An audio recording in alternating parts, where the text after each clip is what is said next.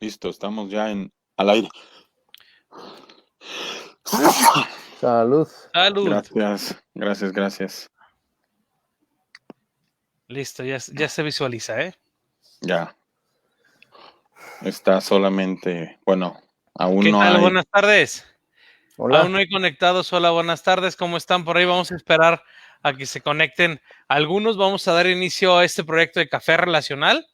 Vamos a esperar un momentito para poderlo, que se conecten algunas personas. Ya ahí van De dos acuerdo. conectadas. Comenzamos con un estornudo de Ricardo como augurio. Vamos a esperar un momentito para poderlo, que se conecten algunas personas. Muy bien.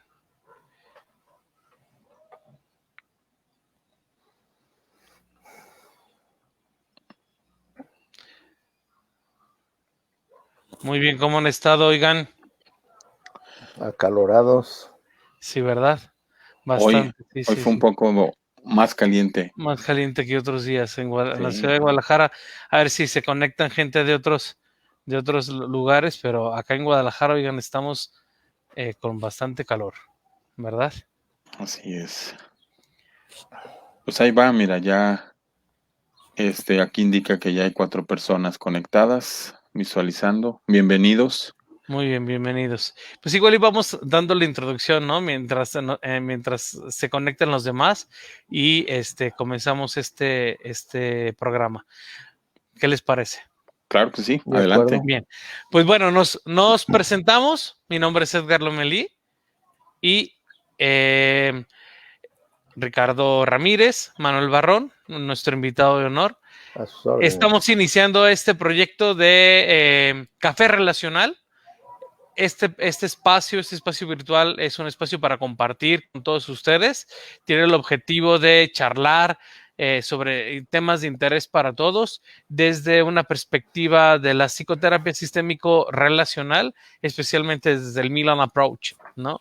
Entonces, en ese sentido, queremos y hemos preparado diferentes temas para estar con ustedes semanalmente. Queremos hacer miércoles de café relacional para que se vaya haciendo una tradición. Esperemos contar con su presencia. Aquellos que nos escucharan de manera diacrónica, es decir, en otro momento, pues bueno, sepan que podrán reproducir fuera de live este video y que nos dará muchísimo gusto también que nos escuchen, aunque no sea en vivo, ¿va? Ricardo, no sé si quieras darles por ahí alguna palabrita. Bueno, pues agradecerte a ti, Edgar, por componer parte de este proyecto, ser una pieza fundamental de él. Y bueno, también a Manuel, que como lo mencioné por ahí en la presentación escrita, es nuestro padrino de honor en este espacio pensado por y para todas las personas que decidan integrarse y empezar a interactuar en estos temas que están siendo elegidos para que sea de un interés común para todos. Creemos que lo va a ser así. Los invitados que van a estar uno a uno cada miércoles son de una calidad asombrosa como personas y como profesionistas. Entonces, esperamos que nuestro objetivo, que es acercar todos estos temas y hablarlo con todo aquel que decida estar, poder servir sobre todo y hacer co-creaciones con todos para poder crear relaciones que nos ayuden a entablar diversas situaciones en su momento. Pero ¿cuál va a ser la dinámica? La dinámica va a ser la siguiente. Literal, vamos a estar conversando, vamos a estar como anfitriones en alguna sesión Ricardo Ramírez, en otra sesión estaré de anfitrión yo y en algunas, ¿por qué no? Los dos juntos, ¿no? Pero por lo pronto, mientras también nos acostumbramos también al uso de esta tecnología y nos vamos apropiando su funcionamiento y nos podemos ser más diestros, vamos a, en este momento, yo me voy a quedar con ustedes desde los comentarios, voy a estar en el backstage y los dejo entonces con Ricardo y con Manuel. Y pues bueno, si quieres, Ricardo, pues ahora sí que hacer la presentación formal y del currículum de Manuel. Muchas gracias, Manuel, por estar aquí y haber aceptado darle la patadita a este proyecto. Agradecido a ustedes por la invitación. Gracias, Edgar. Gracias, Muy bien. Manuel. Los leo. Bueno, gracias a todos. Les presento de manera breve al maestro Manuel Barrón. Él es psicólogo de formación, tiene la maestría en terapia familiar, algunos y diversos diplomados, que bueno, nos pasaríamos parte del programa hablando de ello. Cuenta con la certificación del Milan Approach, que por parte del Centro Milanés de Terapia Familiar, y bueno, docente en algunas universidades del Bajío. Él nos acompaña desde el Bajío de nuestro país. Entonces, bueno, el día de hoy decidimos iniciar este proyecto con un tema un tanto controversial, un tanto de muchísimo interés para todos, pero bueno, desde mi opinión personal, ya Manuel nos lo irá comentando. Creo que este tema sigue siendo un tabú socialmente de poder hablar de él, aunque de manera alarmante, podemos decirlo así, ha crecido mucho. Entonces, bueno, como dice el título, ¿no, Manuel? Hablemos sobre suicidio. Sí, ¿Qué nos gracias. puedes contar sobre el tema, Manuel? Bueno, pues como tú dices, el suicidio es un tema todavía álgido en distintos lugares, espacios, y todavía, como también tú mencionas, creo que es un tema tabú, ¿no? Si alguien en algún momento, para nosotros mismos, incluso a veces como psicólogos o como terapeutas, nos cuesta trabajo el abordaje del suicidio, el preguntar si alguien se quiere suicidar, o si ni siquiera lo hacemos en muchas ocasiones. Más aún, a lo mejor si estamos en un espacio escolar y en ese lugar hubo un suicidio, bueno, la mayoría de las veces los directivos prefieren ocultar, callar, en lugar de hacer una intervención que pueda ayudar a la gente, a los compañeros, a los colegas, a los familiares, a resolver el problema, ¿no? Si en alguna familia también hay un suicidio, bueno, pues en muchas ocasiones se oculta la causa de la muerte. En fin, creo que sí sigue siendo un tema tabú, y además, como tú mencionas, también es una situación, es un hecho, es un acto que en México cuando menos ha ido creciendo exponencialmente.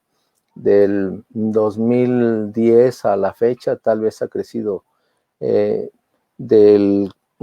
vamos a hablar de tasas de suicidio por 100,000 habitantes, de tener una tasa de 4, ahorita debemos de andar arriba de 6.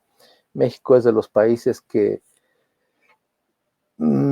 pienso que hay muchos organismos, instituciones que hablan del suicidio, pero no hay realmente un entramado, un sistema que permita realmente abordarlo y prevenirlo, que sería la parte más importante, porque el suicidio normalmente pues tendríamos que hablar de la muerte que yo mismo me realizo, que yo mismo hago. De eso habla el suicidio, ¿no? De matarme a mí mismo. Y entonces el hecho de que no tengamos incluso ni siquiera una ley de salud mental en México avalada, ya hay propuestas, pero creo que hay por ahí en algún estado ley de salud mental, pero a nivel de la República no hay. Entonces, además, bueno, los presupuestos, bueno, aquí puedo seguir hablando de muchas cosas, ¿no? Los presupuestos de salud mental son mínimos. Entonces, sí tendríamos que pensar, para empezar, que es un problema de salud mental ya, el suicidio, y que a mí me parece que desde el gobierno no podemos esperar que solucione esta situación. Entonces los responsables debemos de ser todos, ¿no? Toda la comunidad, toda la sociedad, todas las instituciones, incluso no solamente los psicólogos, sino los familiares, los maestros, en fin, todo el contexto social que nos rodea debería intervenir para frenar o intervenir para disminuir el fenómeno del suicidio, la conducta suicida. Trabajar como en un proyecto que fuera dedicado a, que no englobara solamente el tema del suicidio, sino que fuera más a la promoción en salud mental, porque hasta qué punto quizás nuestro sistema de salud sea más intervencionista que promotor en la salud o preventivo. No sé qué opinas de eso, Manuel. Sí, la salud mental es básico, ¿no? Y lo que tú dices, bueno, Si hablamos de salud mental, normalmente vamos a hablar de patología. Si hay un centro de salud, pues ¿a quién va? A los enfermos, ¿no? Y tendríamos que pensar en la salud desde ese ámbito de prevención, de educación y de promoción de la salud, de hábitos saludables. Y en este caso, si estamos hablando del suicidio, por supuesto que la prevención sería lo básico, la promoción de la salud, la educación. Pero sin embargo, bueno, como te decía, hay pocas propuestas estructuradas, perfectamente estructuradas, que nos pudiera llevar a eso, ¿no? Además de que, como yo decía, hace falta una ley de salud mental, pero además, pues también tendríamos que pensar de qué manera organizar todas las instituciones para que tuviéramos un fin común, no tanto pensar en que mi institución o mi organismo haga una cosa o la otra para yo sobresalir o para yo tener mayor importancia, que trabajáramos todos juntos para prevenir este fenómeno, ¿no? Que además quiero decirte, es un fenómeno que es muy doloroso porque la mayoría de las muertes acaecen con jóvenes en las edades de la mayor tasa de 14, 15 años a 24 años. Y entonces perder vidas en esas etapas, en esas edades, pues me parece que esto es muy doloroso. Claro.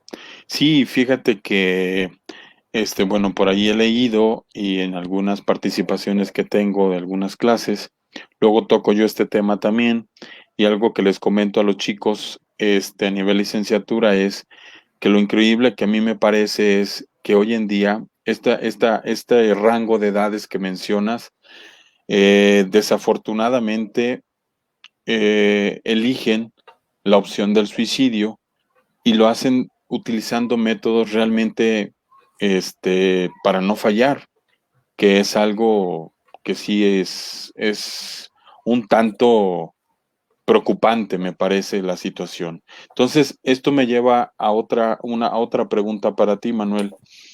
Eh, Desde tu perspectiva, ¿tú qué consideras que esté influyendo hoy en día en el 2020 para que este tema se siga viendo como un tabú en todos los niveles? O sea, ya no hablo simplemente de aspectos socioeconómicos, socioculturales, o sea, que al final interviene el tema de una manera bastante fuerte.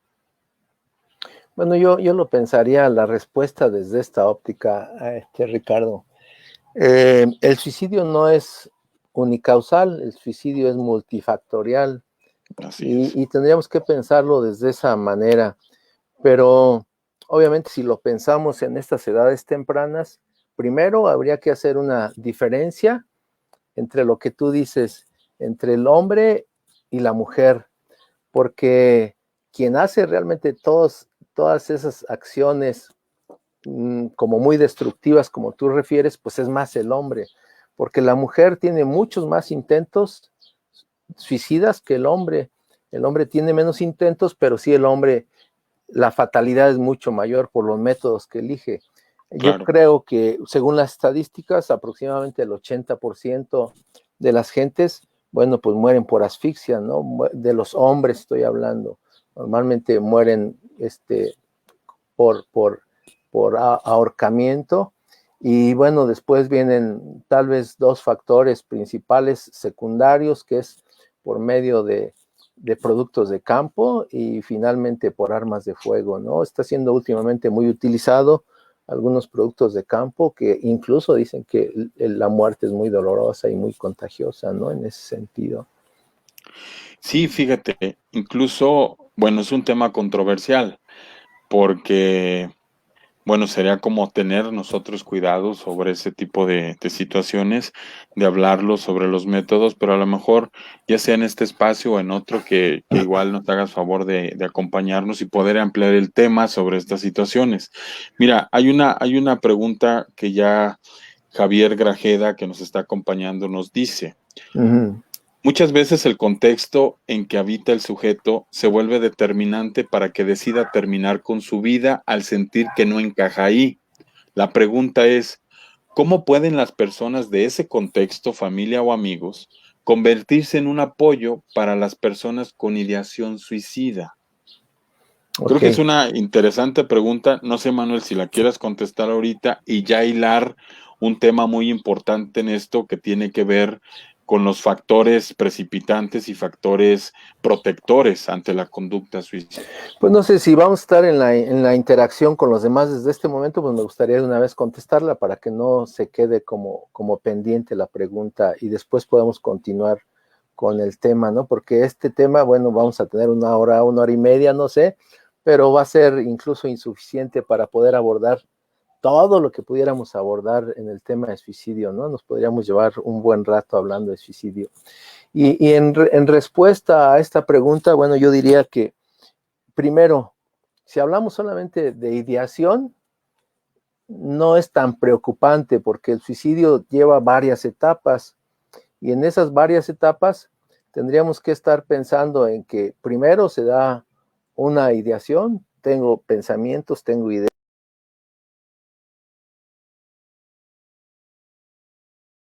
Si me pueden escribir, por favor, por ahí, a ver si... Perdón. Ok, ok.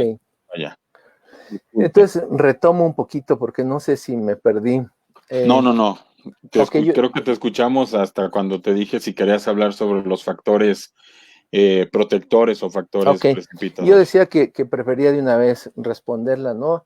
Y Ok, partía de la idea de que, en primer lugar, tendríamos que especificar que si solamente es la idea, el pensamiento de que alguien se quiere morir, no es tan urgente y tan importante. Por supuesto que hay que atenderlo desde este momento, pero en ese proceso es primero la ideación, después la planeación, cómo lo voy a hacer, con qué lo voy a hacer, cuándo lo voy a hacer, después el intento y el acto propiamente, ¿no? Y entonces eso nos va a dar la posibilidad de ir midiendo como la gravedad de la tensión que debemos de tener. Sin embargo, aquí tengo y quiero resaltar, cualquier situación, aunque sea muy breve o leve, de alguien que hable acerca del suicidio, debe atenderse desde ese momento. Ahora, ¿cómo hacer cada una de la gente que está ahí a su alrededor? Yo voy a utilizar 3 palabras que aprendí de uno de mis maestros. Es primero preguntar, bueno, pudiera parecer muy sencillo, pero no es tan sencillo preguntarle a alguien, oye, ¿te quieres morir? ¿Te quieres matar? ¿Quieres terminar con tu vida? No es tan sencillo. Tenemos que sensibilizarnos para poder encontrar el momento, el lugar, la forma de abordarlo. Pero sí podemos preguntarle qué pasa, cómo estás, te gustaría que hiciera algo por ti, acompañarte, no sé, preguntar. La segunda parte muy importante es escuchar y acompañar. Yo creo que es la parte vital. Si no tengo recursos para poder ayudar a aquella persona a que cambie su forma de pensar en ese momento o a mantenerlo en este momento sin que tome la decisión de llevar a cabo el acto, pues entonces es estar con él, simple y sencillamente escucharlo. Si él me quiere compartir algo, escucharlo, y si no me quiere compartir nada, bueno, escucharlo desde lo no verbal, ¿no? Saber qué es lo que está pasando, que él se sienta acompañado, decir que estamos ahí para lo que él considere que sea adecuado o oportuno. Y finalmente, bueno, pues contactar con familiares, contactar con amigos, contactar con quien él considere, él, el suicida o el que tenga la ideación, pues contactarlo con quien sea importante para él, porque yo puedo decir con los padres, pero igual el problema que tienes con la familia, con los papás. Entonces, la idea es que tenga ese contacto con la novia, con el amigo, con quien él se sienta bien o quien considere que le puede apoyar o acompañar en ese momento. No sé si contesto la pregunta no sé si sea colega que hizo la pregunta. Sí, mira, también, bueno, amplió un poquito el tema, porque también Hugo Enciso nos menciona, eh, algunas personas, hablando del contexto amigo o familias, que intentan, las personas que intentan o consiguen suicidarse, los familiares o los amigos no se dan cuenta. Creo, Hugo, que, bueno, parte de lo que menciona Manuel tiene que ver con el hecho de que, bueno, muchas veces las personas que componemos ese sistema, ya sea amigos o familia, que eso es una situación que sucede hoy, muy en día, creo yo, problemática, estamos las personas, yo les llamo así, estamos como el bulto, pero no estamos conectadas, o sea, estamos así, ¿no? Muchas personas están en su móvil o están distraídas en otro tipo de situaciones que no logran interactuar, que no logran estar presente por y para el otro. Y algo que mencionas mucho es la comunicación, Manuel, estar hablando, poder preguntar o poder abordar a la persona y poder leer esas señales, que muchas veces, no sé qué opinas, Manuel, tiene que ver también con los aspectos de una comunicación no verbal. O sea, nosotros esperamos que la persona nos diga, oye, Manuel, me siento mal, me asaltan estos pensamientos, realmente creo que no valgo nada o pienso que no tengo ya cavidad en este mundo. O sea, ese es un mensaje muy directo. Pero ¿cuántas personas o a tu experiencia has conocido situaciones o casos donde las señales de una persona que intentó suicidarse o ya cuando hablas con los amigos o los familiares después del suicidio consumado, te dicen, es cierto, él regaló el perrito o dejó encargado a sus mascotas o me pidió a mí que soy su amigo que por favor, si sucedía algo, esta cajita la abriera? O sea, esas son señales muchas veces Claro, que hay que tener cuidado porque es como una línea muy delgada, pero suelen ser señales de antenitas, así como semáforo amarillo de observar en una persona, de decir algo está pasando. Y a claro. lo mejor algo que podemos hacer nosotros como personas cercanas o no tan cercanas a esa persona es preguntar, es decir, ¿qué está pasando, no? Claro, claro. En ese sentido, yo decía en el escuchar desde la situación verbal y la no verbal, todo esto que tú dices, porque siempre, o la mayoría de las veces, por no utilizar esa palabra de siempre, la mayoría de las veces sí nos dan señales, nos dan signos de alarma que nosotros debemos estar como muy pendientes.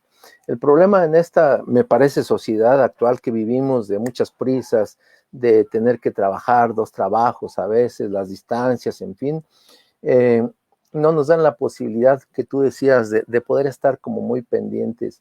Y además, si alguien me dice, oye, me quiero suicidar, pues está loco. No, no, eso no lo va a hacer porque yo lo conozco. Pero siempre, como tú dices, hay muchos factores que me pueden decir. Tú decías, pues regalo el perrito que más quería. Entonces, es una señal de alerta que tenemos por ahí, es un signo de alarma. Pues me despido como no queriendo decirle de manera directa a la gente, pues tal vez no nos volvamos a ver, o tal vez mi familia estaría mejor si no estoy yo aquí con ellos, o simple y sencillamente tener como cambios de conducta, dejar de lado las cosas que me gustan de manera importante, encerrarme en mi cuarto, obviamente aislarme. En fin, hay una serie de signos de alarma que nos llevan o que nos debieran llevar a pensar que algo está pasando con aquella persona, el estado de ánimo por el que pasa aquella persona, los cambios de hábitos de alimentación, el cambio de hábito del dormir. En fin, puedo seguir mencionando muchos factores que nos pueden dar esas señales.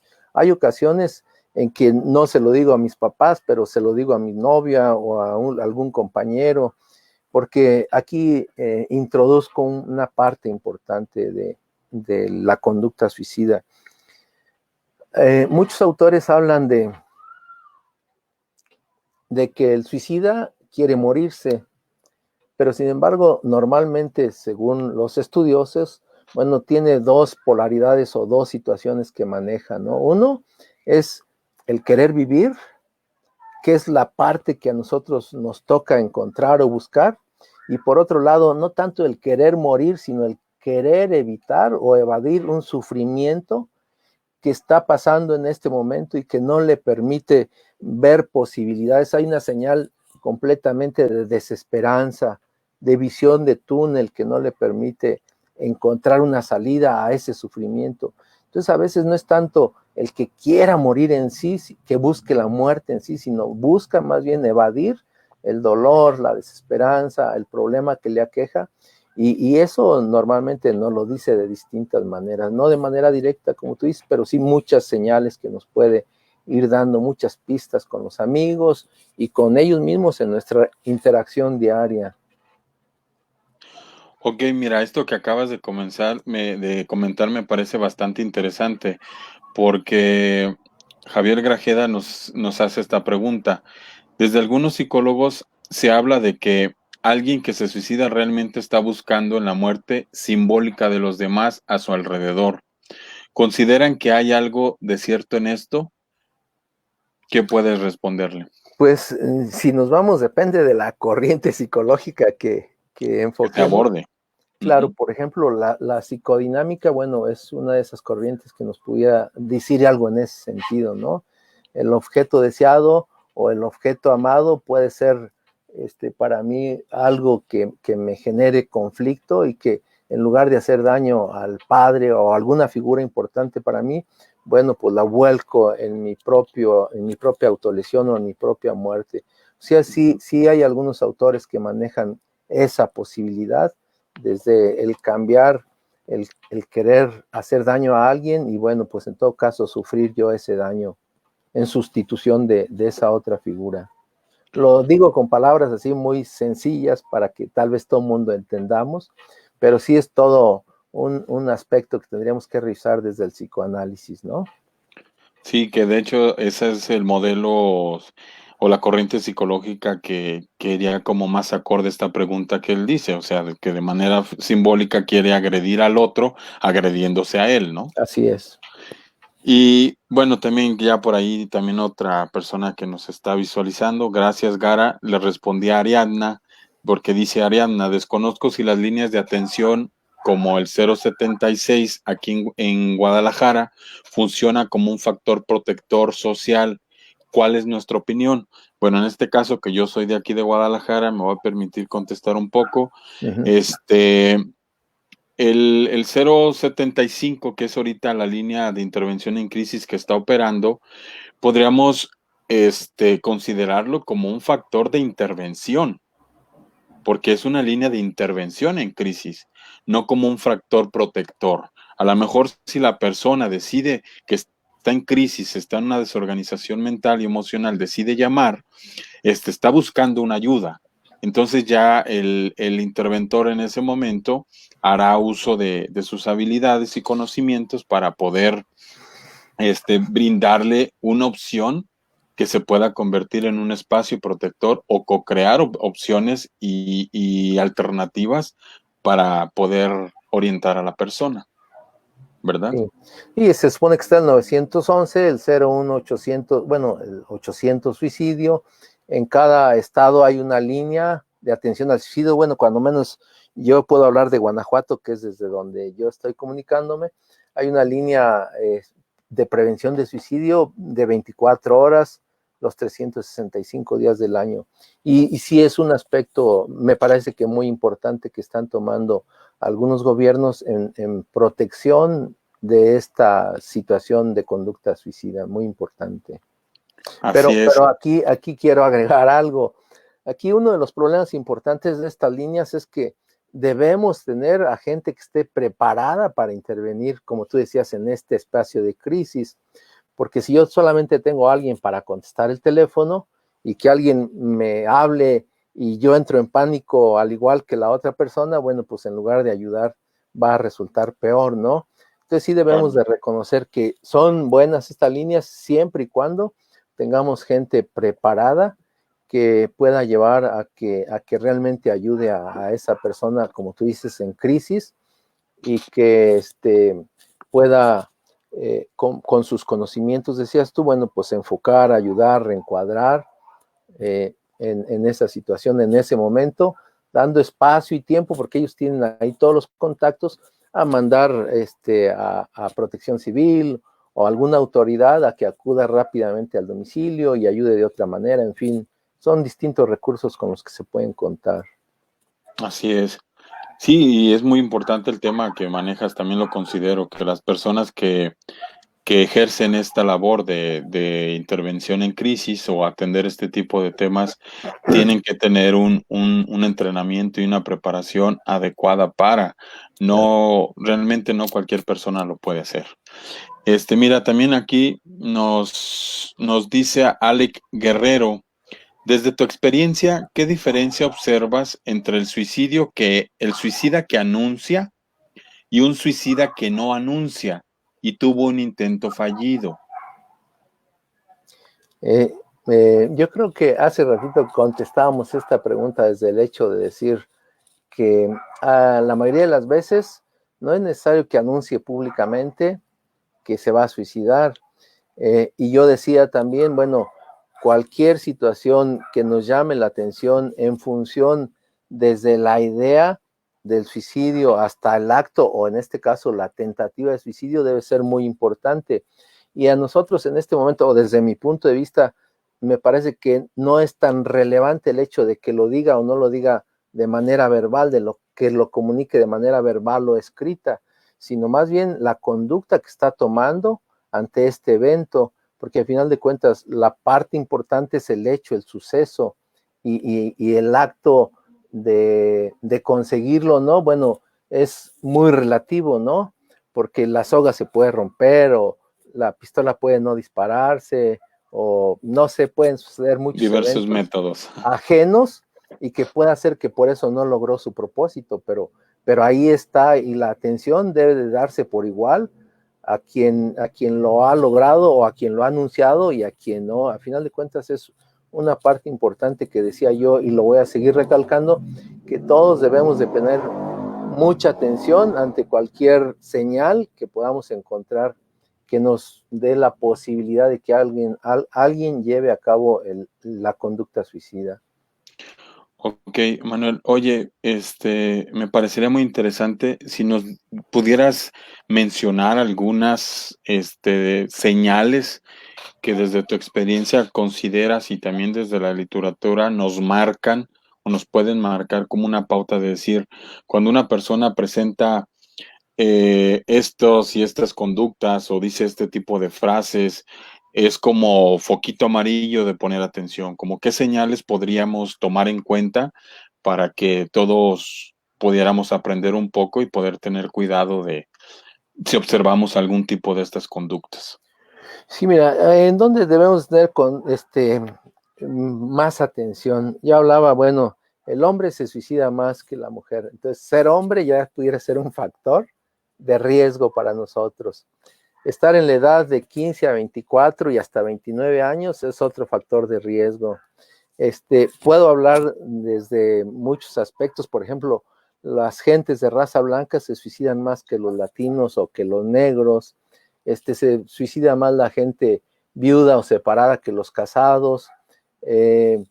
Las personas que viven solas o aisladas, por supuesto, los desempleados, en fin, son factores que ya nos van dando posibilidad de decir aguas, ¿no?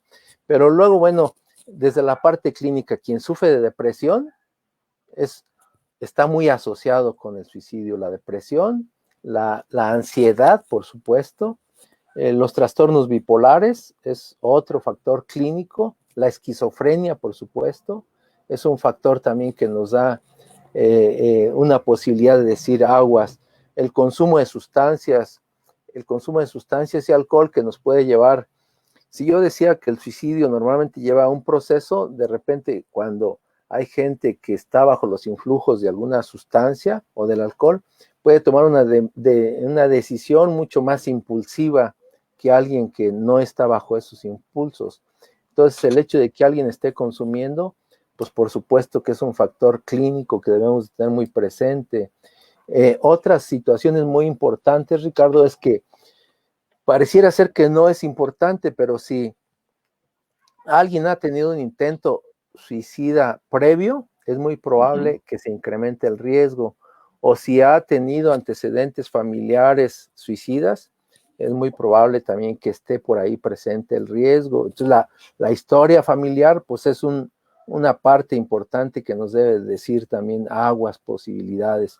Si alguien ha sufrido maltrato, violencia, violación, incluso mucho ahorita con los chavos, mucho la separación de los padres es un factor que debemos tener muy presentes, porque El eso bullying. nos puede llevar, el bullying, por supuesto, ahora que se ha convertido como la moda, entre comillas, aunque siempre ha habido, pero ahora de manera importante. Algunos trastornos mentales también hereditarios de la familia. En fin, puedo seguir mencionando, pero estos me parece que son como de los más importantes. Tendríamos que tener muy presentes ahí para que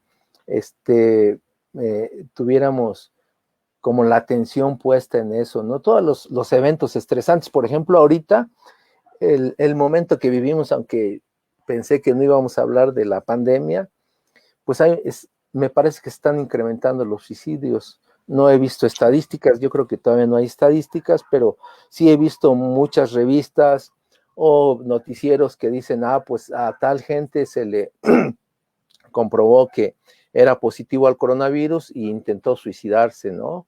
O que se suicidó porque resultó positivo. Y esto apenas empieza, muy seguramente con el paso de tiempo, si no hay una atención oportuna en este momento, los casos de ansiedad, de estrés, de depresión, de suicidio se van a incrementar de manera importante, me parece. Sí, de hecho, no sé si has revisado, varias personas, autoridades en la materia mencionan que uno de los daños más severos que vamos a padecer sobre esta situación tiene que ver con la salud mental.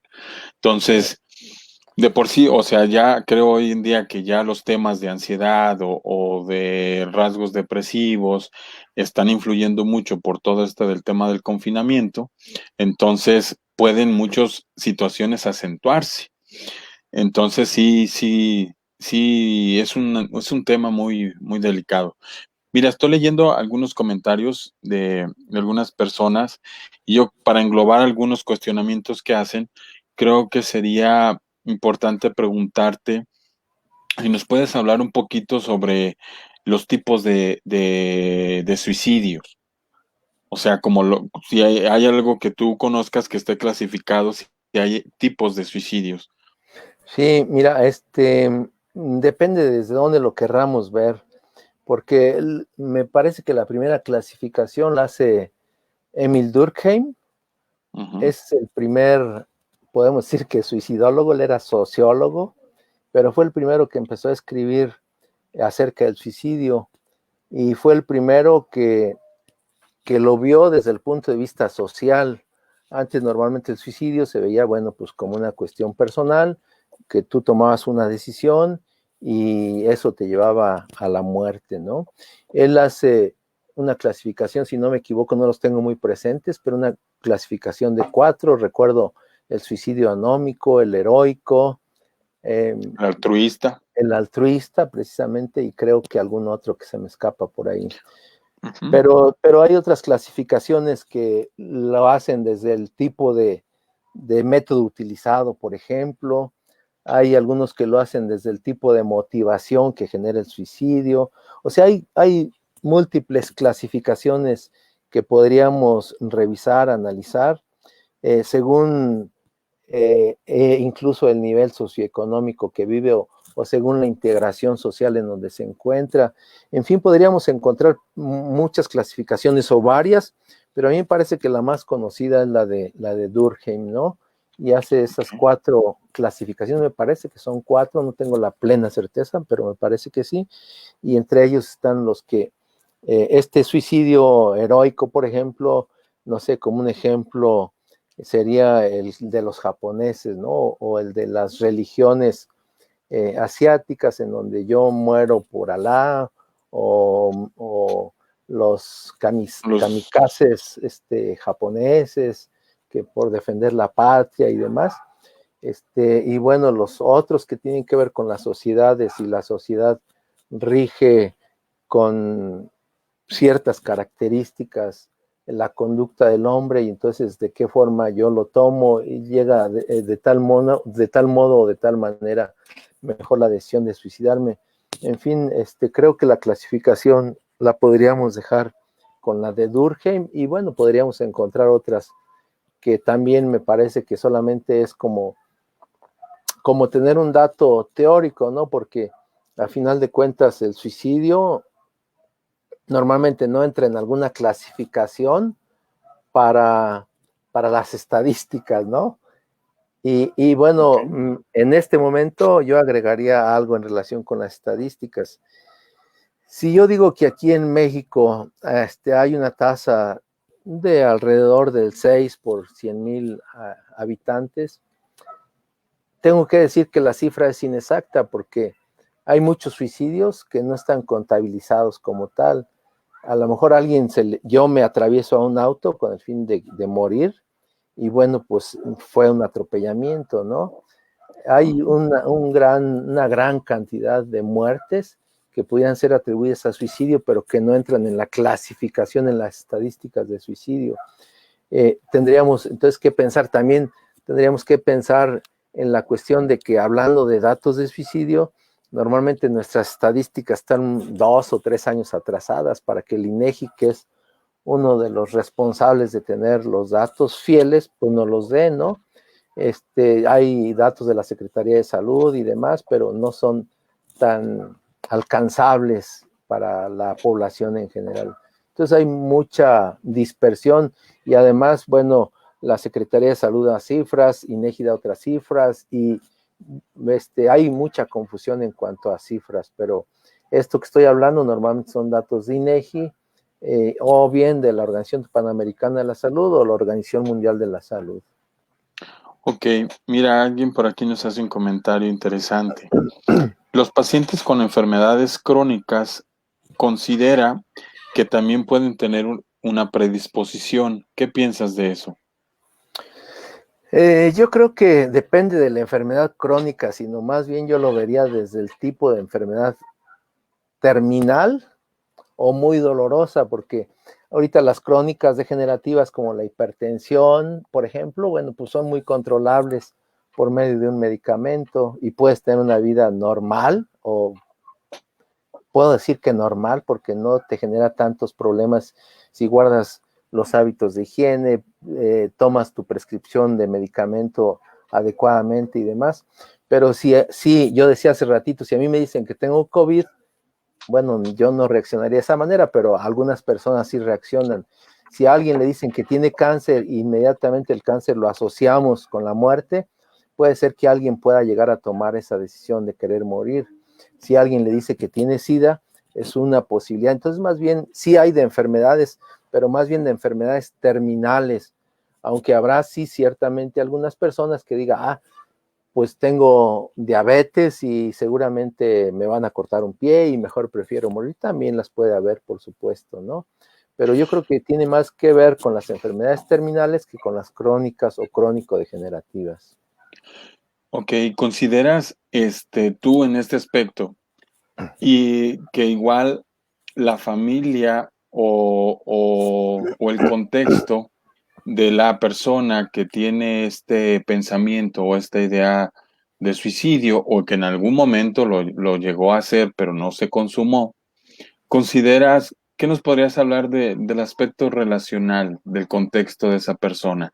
¿Crees que la familia pueda ser un apoyo, los amigos en general, que nos pudieras describir un poco de qué manera relacionalmente la persona, independientemente de una enfermedad crónica degenerativa o de haber tenido una crisis circunstancial o una noticia fuerte, como el diagnóstico de esto, de la pandemia, ¿de qué manera crees que pueda influir el aspecto relacional en que una persona pueda o no pueda tomar la opción del suicidio?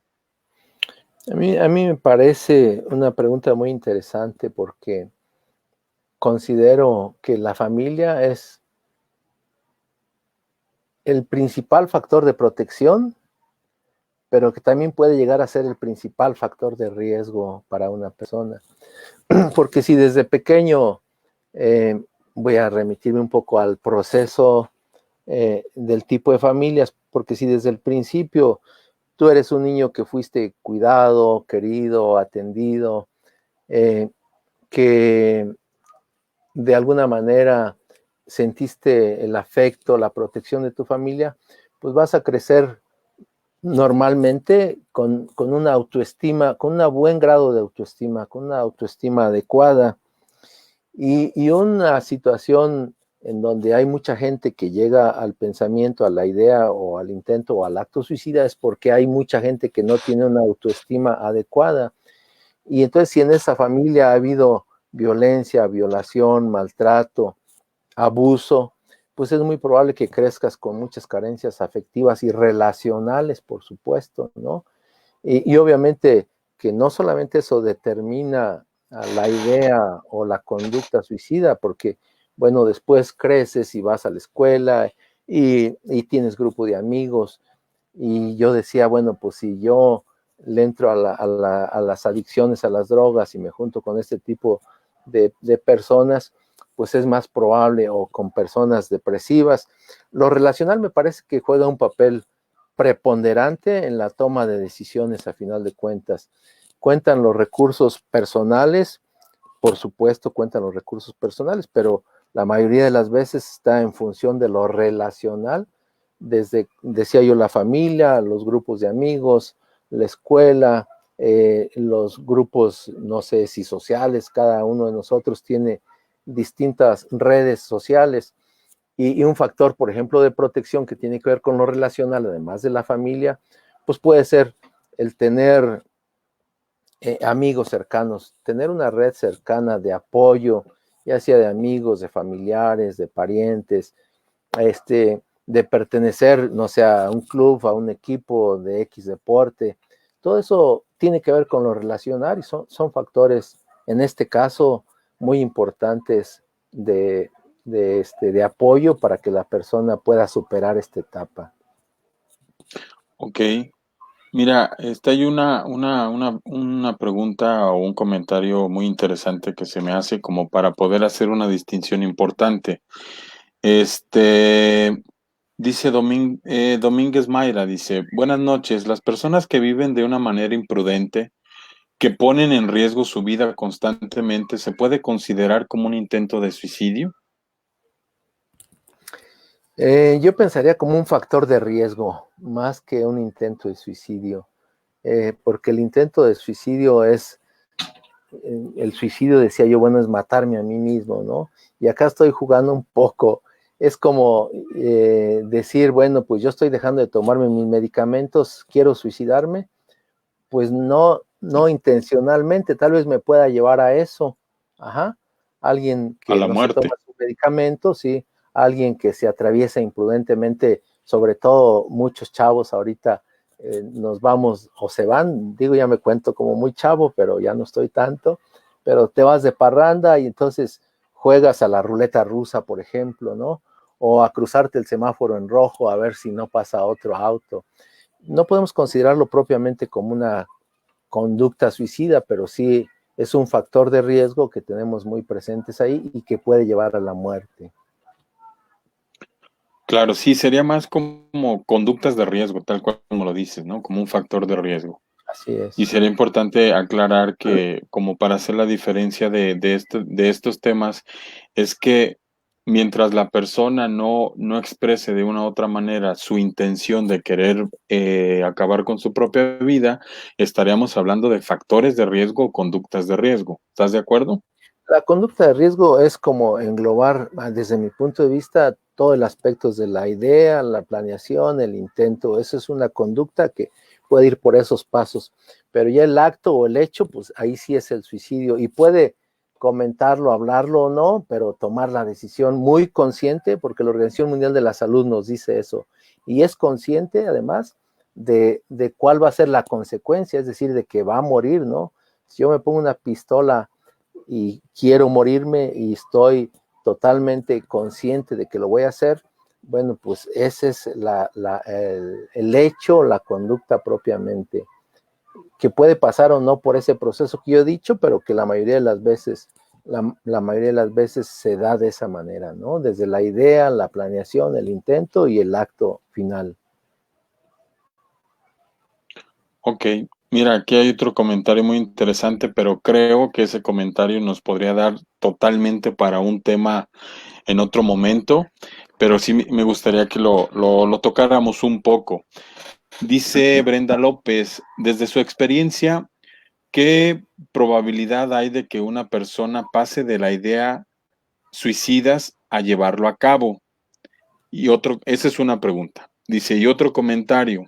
En alguna ocasión escuché a un profesional de la salud asegurar que las personas que en realidad desean suicidarse no fallen su intento, que se asegura de elegir el medio eficaz para consumar su acción. ¿Qué de cierto hay en esto? Son dos preguntas a la vez. Ok. Respecto de la segunda pregunta, no sé si decirlo como un mito el hecho de decir, bueno, pues el que se quiere suicidar va a lograrlo porque elige el mejor método. Yo decía hace un rato que hay cosas del azar, a veces que pasan y que no me permiten llevar a cabo el acto.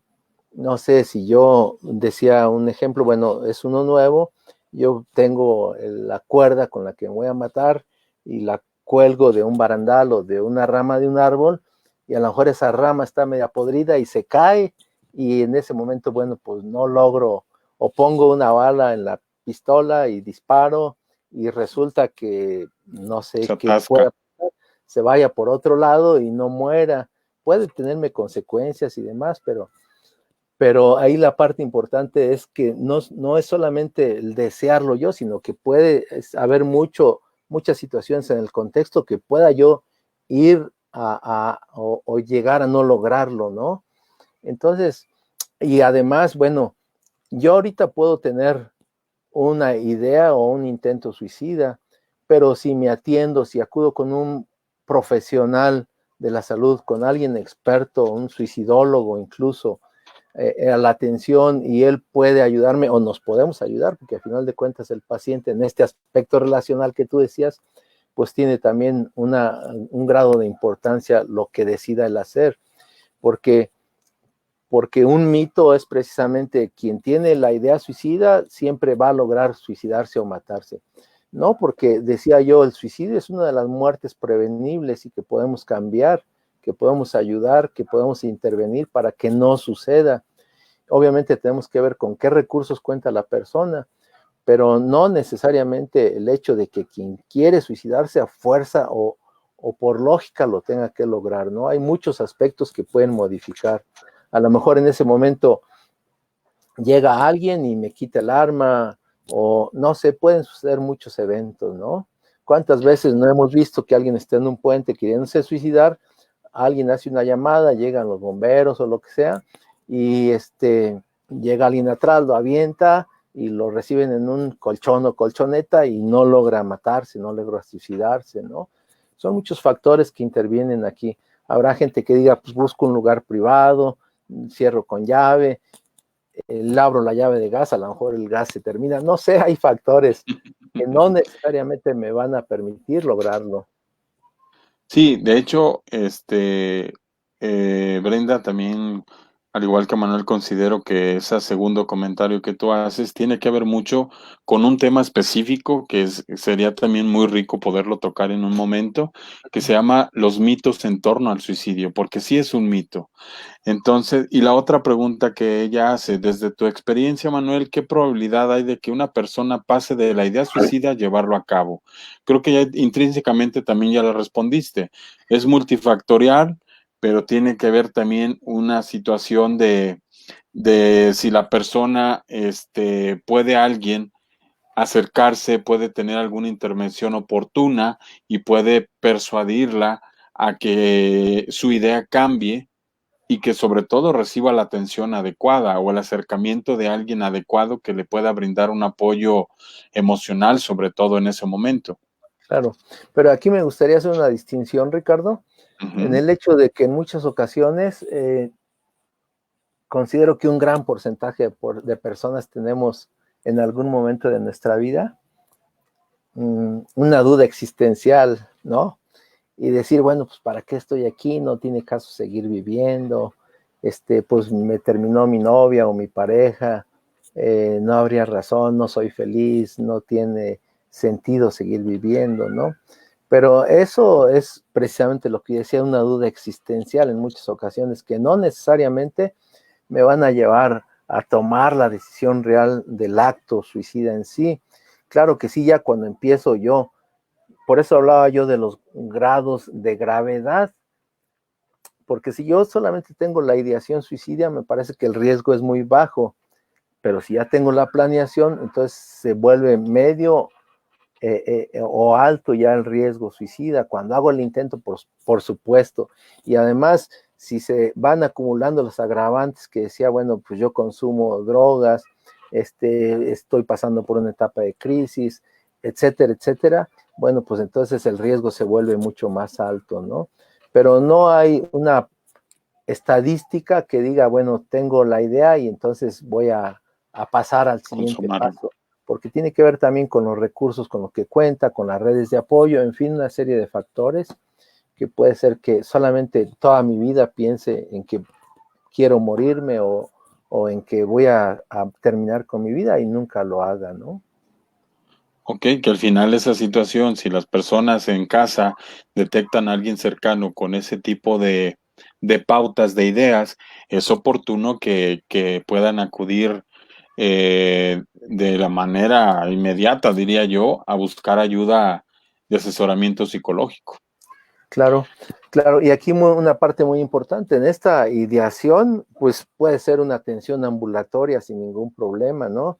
Vamos a consulta, tenemos una cita cada X tiempo y no hay ningún problema, entre comillas, pero que sí debe ser atendido, tú tienes toda la razón.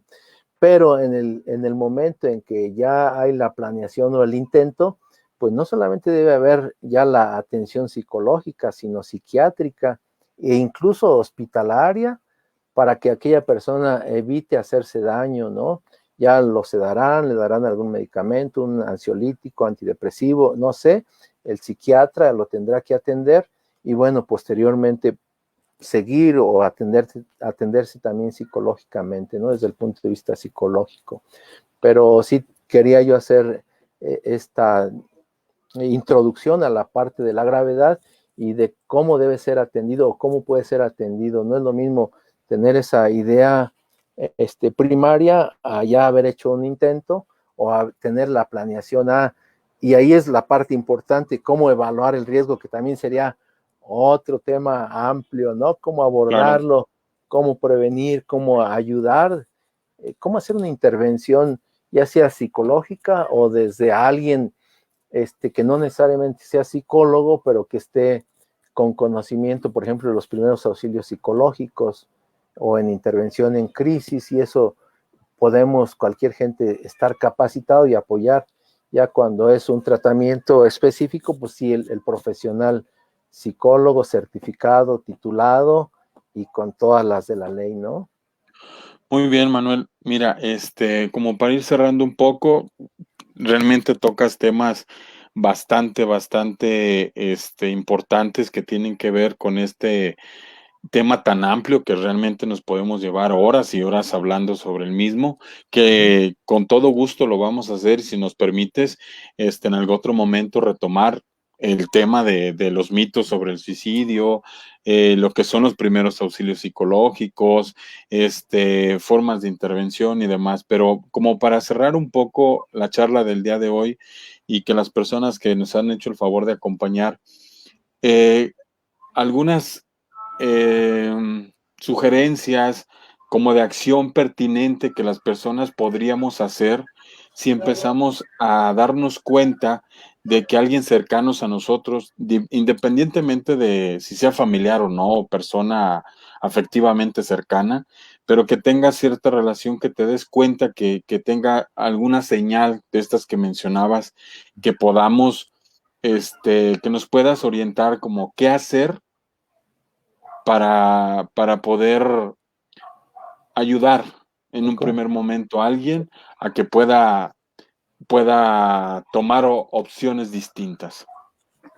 Sí, yo hace rato decía, bueno, algunas de las cosas es tres aspectos, ¿no? Preguntar si yo veo algo raro, extraño, o incluso pienso que puede estar sucediendo, aunque no necesariamente sea, es preguntar. Tú decías hace rato, El simple hecho de preguntar qué pasa, en qué te puedo ayudar, te veo diferente, ¿crees que puedo hacer algo para acompañarte?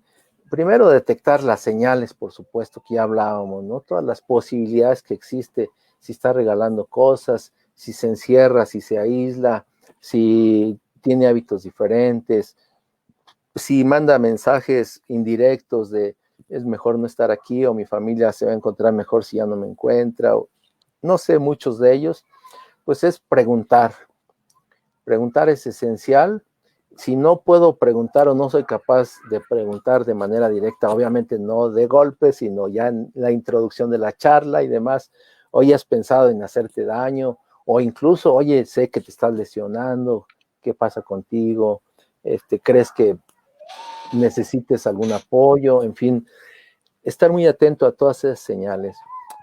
Primero preguntar, después escuchar, pero sin juzgar, escuchar sin estigmatizar, escuchar sin querer dar respuesta a lo que ni él mismo tiene respuesta.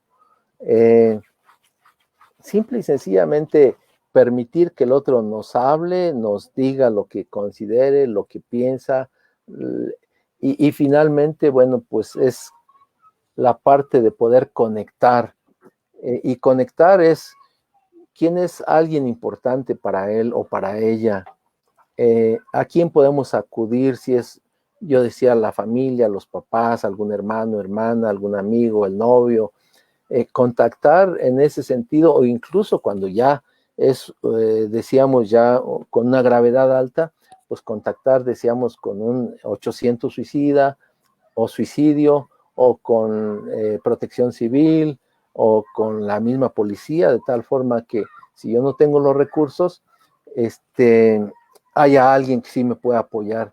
Pero una parte importante, decía yo, si el riesgo es solamente la idea, pues es preguntar, acompañar, escuchar, solamente creo que eso es importante, pero si ya hay el intento o el acto y que no se haya logrado, pues entonces tendríamos que hacer otras acciones, ¿no? No dejar sola a aquella persona, ver en qué grado de riesgo está, si tiene un arma, por supuesto, primero la seguridad personal, porque si no vamos a hacer dos. Entonces la seguridad personal y bueno, tratar de convencer de que deje el arma, o que busquemos la posibilidad de dar espacio de tiempo a que alguien nos pueda apoyar, ya decía yo, la familia, un amigo, etcétera. Creo que son como cosas muy básicas, muy sencillas que podríamos empezar a hacer, ¿no? Y por supuesto, ya si nos interesa el tema, pues ya tú decías y yo lo hablaba, a aprender de primeros auxilios psicológicos, intervención en crisis, y bueno, convertirte en suicidólogo para atender estos Claro, casos que son difíciles de atender, por supuesto, claro. y bueno, acudir al psicólogo, al psiquiatra, al hospital, en algún momento al médico de familia, para que pueda ayudarnos en ese proceso de atención con aquella persona. Claro, así es. Sí, muchísimas gracias, Manuel. Rápido, por aquí leo algunos comentarios que alguien nos decía, Cristina, que bueno, creo que ya lo respondiste. ¿Qué tanto considerabas de que la familia fuera un precursor o un apoyo para el tema del suicidio? Ya lo abordaremos más adelante con mayor profundidad, Cristi. Muchas gracias por acompañarnos, pero al final juega un papel importante. Aquí tiene que ver mucho el cómo y las formas de las relaciones que se van creando el individuo con su contexto familiar, que puede ser un factor protector o un factor precipitante. Y también nos acompaña también, leo por aquí a la maestra Betty Tamis, gracias maestra, nos pregunta que si hay algún modelo de atención específico. Creo que ya sería otro tema también, pero de manera rápida poder responder Sí, hay algo. varios modelos. Uno que a mí me parece muy interesante, es un modelo gringo que se llama Ujú. Speak, que es de hablar las cosas, y es un modelo que nos lleva como paso a paso a ir abordando el proceso, desde donde todo tiene que ver con escuchar, con preguntar y con atender, pero pero este modelo es un poco diferente porque nos da la posibilidad de entender desde dónde podemos abordar, desde dónde podemos preguntar, cuáles son los momentos adecuados para abordar tal cosa, de tal forma que haya sincronía entre lo que estoy haciendo y por lo que está pasando el paciente, y no precipitarme o no tardarme más en su atención. Es un modelo que después le puedo compartir, les voy a dejar mi correo por ahí, mi número de teléfono si gustan. Claro que sí, sería excelente. Sí, igual si lo dices, Manuel, si lo dices abiertamente. Okay. Mi correo es manbarvil, no sé si Edgar o tú lo puedan escribir por ahí, @hotmail.com, MAN, sí, BAR, te me quedaste pasmado. Creo que MANB, Sí, BAR, AR, VIL, Manbar, Manbarvil, como las ajá, primeras letras de y Manuel L, Barrón Villafaña, @ hotmail.com. hotmail.com. Ok. Ok, ¿y tu teléfono, Manuel? 464-1028-669. ¿Tu teléfono? 464 4 64 669. 1028 669. Ok, perfecto. Bueno, ya por ahí, ok, ya por ahí se compartió el mail y el teléfono de contacto del maestro Manuel. Bueno, yo de mi parte te agradezco mucho tu tiempo y la charla que nos compartes. Muy interesante, como lo vine platicando. Es un tema bastante amplio que nos puede dar para muchos Un semestre. cafés relacionales y charlas en este espacio. Entonces, de mi parte, muchísimas gracias, Manuel. Y Edgar, quisiera, antes de despedirnos, Manuel, solamente que nos compartieras en dónde estás, dónde te encuentras, dónde las personas pueden encontrarte o buscarte, desde qué ciudad, también un poquito para que nos digas en dónde es que te encuentras. Ahora con la virtualidad, pues ya no hay límite, pero pues bueno, al menos saber desde dónde nos acompañas. Bueno, pues yo les decía, yo estoy en Salamanca, Guanajuato. Me pueden encontrar en Face por mi nombre, Manuel Barrón. Compartí el correo, compartí el número de teléfono, y bueno, pues yo hago un poco de docencia en la Universidad de La Salle Bajío, y bueno, pues consulta en consultorio particular y mucho servicio social con el Colegio de Psicólogos y algunas otras áreas en donde tengo la oportunidad de apoyar de alguna manera a nuestro contexto social, ¿no? Ahorita estamos en una línea que se llama Línea de Vida, apoyando en todo este proceso de la pandemia con toda la gente que requiere algún apoyo psicológico. Pues muchísimas gracias. Y a ustedes que nos sintonizaron, como, no sé si se pueda decir eso en Facebook Live, yo creo que sí, pero muchísimas gracias por haber estado, por haber participado. Recuerden, los esperamos el próximo miércoles. Les voy adelantando cuál es el tema del próximo miércoles, que es resolviendo mi duelo. Resolviendo mi duelo, va a estar con nosotros la doctora Maru Figueroa en el próximo miércoles de Café Relacional, y los esperamos en punto de las 8 de la noche en la hora del centro de México. Y muchísimas gracias a todos. Un abrazo para todos los que nos sintonizaron. Gracias a ustedes por la invitación. gracias. Cuídense, Hasta luego. buena noche. Hasta luego, Hasta buenas luego. noches.